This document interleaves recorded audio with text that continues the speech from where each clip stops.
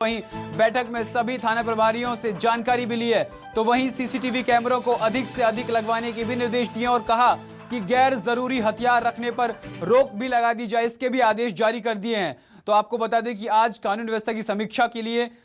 रायपुर में गृह मंत्री ताम्रध्वज साहू ने अधिकारियों के साथ बैठक की और बैठक में तमाम जरूरी दिशा निर्देश दिए और उसमें यह भी कहा कि अधिक से अधिक सीसीटीवी कैमरे लगवाए जाएं और उसके साथ साथ अगर जरूरी ना हो तो जो शस्त्र लाइसेंस हैं उनको निरस्त कर दिया जाए और अति आवश्यक होने के बाद ही लाइसेंस दिया जाए। और इसी खबर पर ज्यादा जानकारी के लिए संवाददाता नेहा केसरवानी हमारे साथ जुड़ चुकी हैं। नेहा, आज गृह मंत्री ताम्रध्वज साहू ने कानून व्यवस्था को लेकर समीक्षा की है, सीसीटीवी कैमरे को लेकर आदेश दिया है, शस्त्र लाइसेंस को लेकर आदेश दिया है और इसके अलावा क्या कुछ उन्होंने जानकारी दी है, बताएं।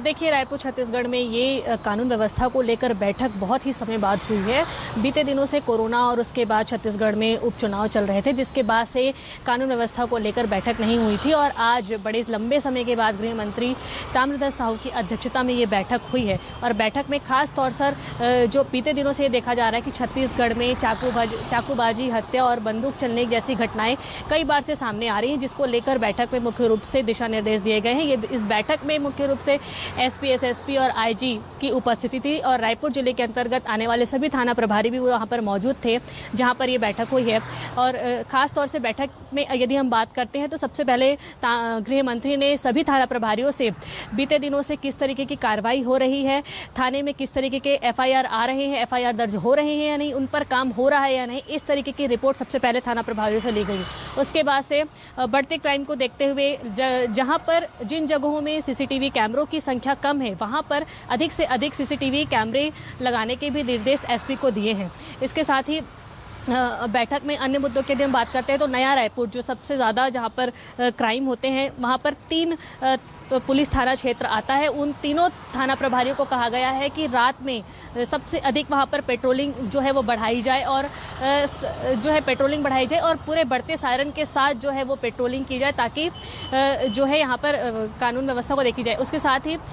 बैठक में सबसे खास बात गृह मंत्री ताम्रध्वज साहू ने ये भी कहा है थाना प्रभारियों से कि जो है पुलिस इस वाक्य सूत्र के साथ काम करे कि अपराधियों के मन में भय हो और जनता के मन में पुलिस के प्रति सम्मान हो, तभी इस सूत्र वाक्य के साथ पुलिस को काम करना है। चाकूबाजी की घटनाओं को लेकर ताम्रध्वज साहू ने कहा है कि ये पुलिस के हाथों में नहीं है, लेकिन इन अपराधों को लेकर के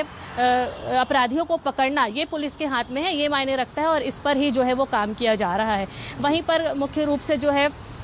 महिला सेल को लेकर भी यहाँ पर बात की गई है कि महिला सेल की जो टीम है वो कॉलेज और स्कूलों में जाए, महिलाओं से बात करें, उनको प्रशिक्षण दे क्राइम के प्रति, अपराध के प्रति। तो ये तमाम आज जो है बैठक में ये तमाम मुद्दों पर जो है चर्चा हुई है और आज के डेट में एसपी को ये निर्देश दिया गया है कि आज शाम तक वो सारे रिपोर्ट तैयार करके दे दिए जाए जिन पर अपराधियों को रोका जा सके। तो आज जो है एसपी द्वारा रिपोर्ट जो बैठक की है उसमें तमाम जरूरी दिशा निर्देश दिए हैं। तो वहीं साल 2023 विधानसभा चुनाव से पहले शस्त्र को लेकर के ये एक बड़ा और कड़ा अहम फैसला लिया गया है। बहुत बहुत धन्यवाद नेहा तमाम जानकारी के लिए।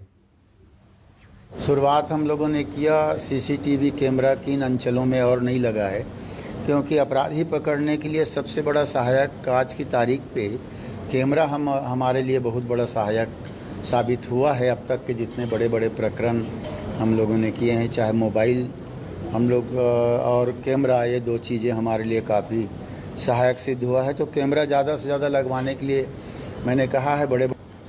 एक बात मैंने एसपी साहब से कहा है कि रिवॉल्वर, पिस्टल और बंदूक लाइसेंसी जो है उनका एक बार परीक्षण कर ले। चुनाव के समय जमा करवाते हैं फिर दे देते हैं, तो एक बार परीक्षण कर लें, उनको आवश्यकता है तो रखवाएं, ना हो तो उसको निरस्त करें।